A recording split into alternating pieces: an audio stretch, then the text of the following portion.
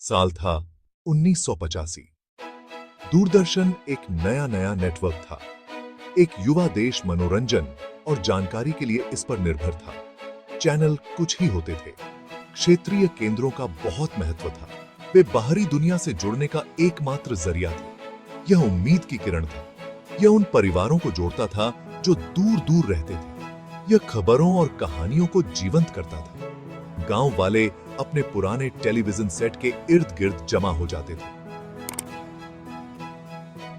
जिस रात केंद्र चुप हो गया, जिस रात यह दुस्वप्न शुरू हुआ,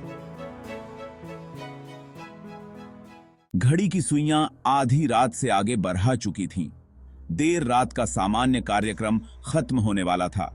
दो युवा प्रस्तुतकर्ता, एक पुरुष और एक महिला, उनके चेहरे स्टूडियो की हल्की रोशनी से जगमगा रहे थे। तभी बिना किसी चेतावनी के बत्तियां टिमटिमाईं।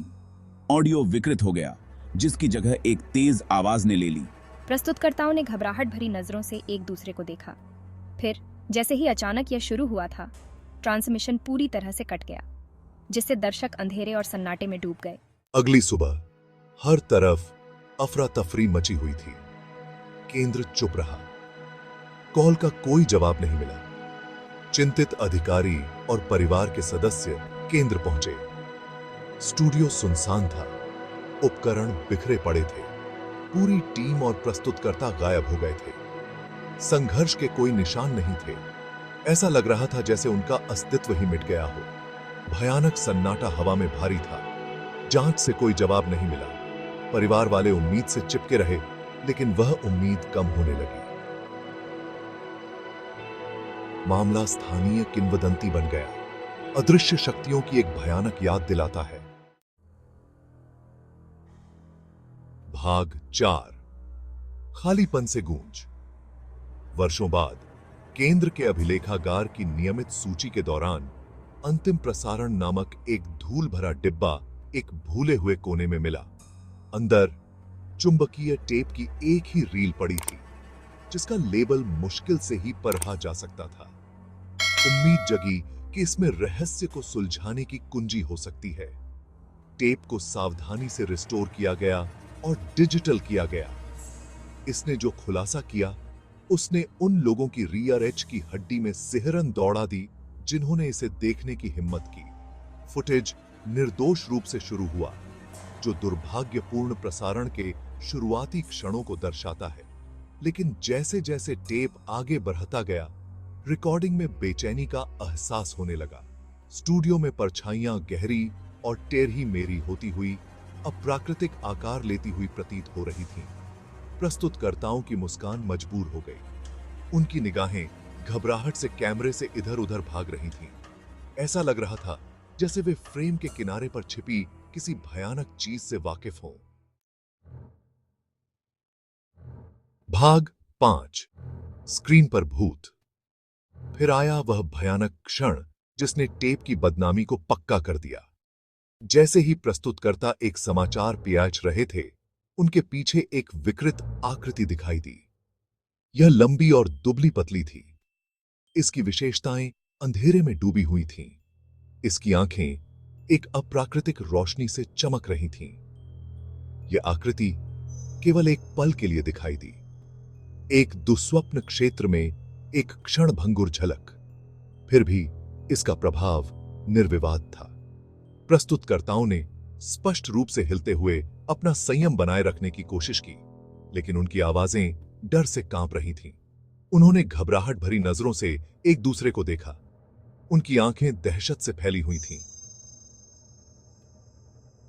कैमरा हिंसक रूप से हिल गया, मानो कोई अदृश्य शक्ति स्क्रीन की सीमाओं से मुक्त होने का प्रयास कर रही हो। ऑडियो फटा और चरमरा गया, जिसमें गुप्त कराह और फुसफुसाहट थी, जो वहां मौजूद सभी लोगों की रीढ़ की हड्डी में सिहरन भेजती थी।